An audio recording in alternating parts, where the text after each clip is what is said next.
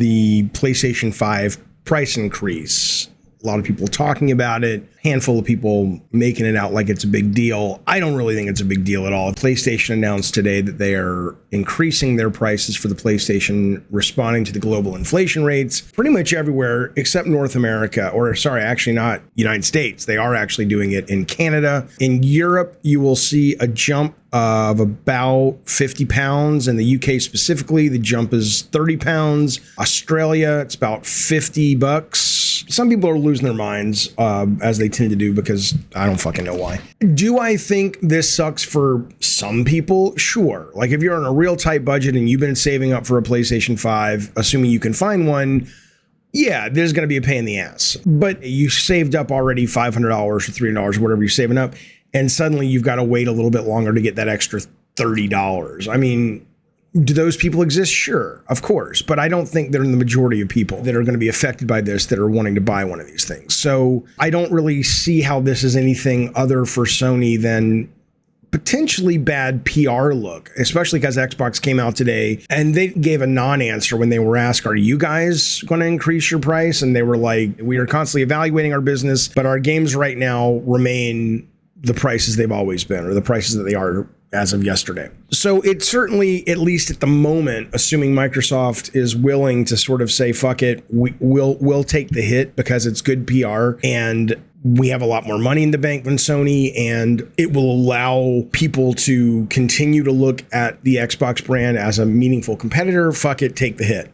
That's kind of valuable. I think that's potentially more impactful for Xbox in a positive direction than the negative sales impact that you'll see because of the PlayStation 5 increase. I've seen some people, dogpiling on Jim Ryan about this, the CEO or the head of PlayStation. There's two things that I think are interesting to think about as it relates to Jim Ryan in this. It's easy to start to paint a narrative, whether it's true or not, I don't know, of a guy who isn't as gamer friendly as Sony used to be and Xbox currently seems to be. A guy who, at least the rumor, and this rumor was picked up by mainstream news. I don't know how true it is, but if you remember the rumor from a couple of months back that Xbox paid for priority chip speedruns to basically get more Xboxes out, that came to pass. Whether or not that was why there were more Xboxes out and they were easier to buy, X's and S's, or specifically X's, starting in the fall of 2021, we don't know. But that was the rumor that was reported, right? So there's this sense of like, he's just kind of getting circles ran around him. It's like, why didn't you, Sony, pay for that? Why is Xbox not raising the price, but you guys are raising the price? As much as the hardcore weirdo Sony fanboys will want to tell you the Activision deal doesn't really matter, why did you let him get that deal and we didn't get a deal like that? There is kind of a sense at a PR level that it kind of, Jim Ryan takes a little bit of a hit. The one thing I wonder, though, if there's anything real behind this that's not just PR but is a real criticism of Jim Ryan, is every company has a legal responsibility that's public company to make their investors money and to make decisions that they feel will be the best interest of the company for their stockholders. I wonder if Jim Ryan just is a little, like, you could potentially say maybe there's truth behind the idea that Jim Ryan is a little bit too old school for this, because maybe he's looking at it and going, well, the numbers suggest that if we raise the price, which is a real response to global inflation, we'll take a little bit of a hit, but we're not going to take enough hit that on the whole we'll still come out $3 ahead, or per unit, whatever his metrics are.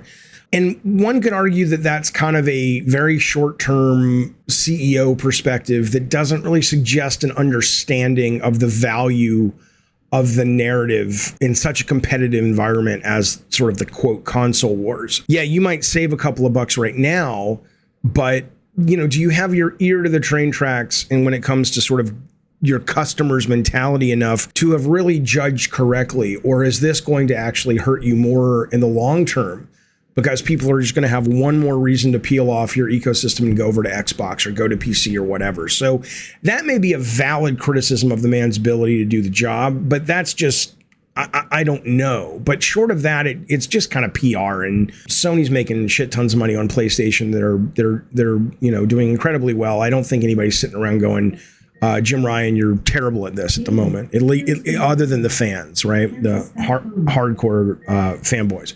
So yeah, I don't think any of us really know the impact this will have. A couple of analysts came out and said they think it'll be minimal to sales. You can't really fucking find the things anyway right now. So I think it's a 10% a teacup, unless it turns out that this decision, not that it's going to cost Sony customers specifically, but as a contribution to the narrative, how many more, Xbox seems to be much more in the headspace of gamers than Sony these days. How many more of those stories will it take before it actually starts to chisel away and result in a meaningful exodus of PlayStation players moving over to the competition? That, we don't know, but it doesn't help. Let's put it that way. And I think certainly if the Activision deal goes through with Xbox,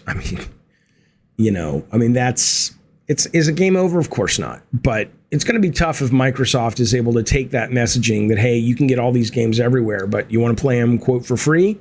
Come on over to Xbox. Come on over to Game Pass. That's going to be a tough battle to fight on behalf of Sony. So if Jim Ryan's head is not in the game in terms of what gamers are really thinking about his box, and if he's living high on the hog thinking, hey, we're on top, that's a mistake. He needs to be kind of getting in fighting shape. Remember when Rocky lost to Drago and then he goes back to Russia and he trains like a motherfucker? That's what Ryan needs to be doing, because that fight's coming up.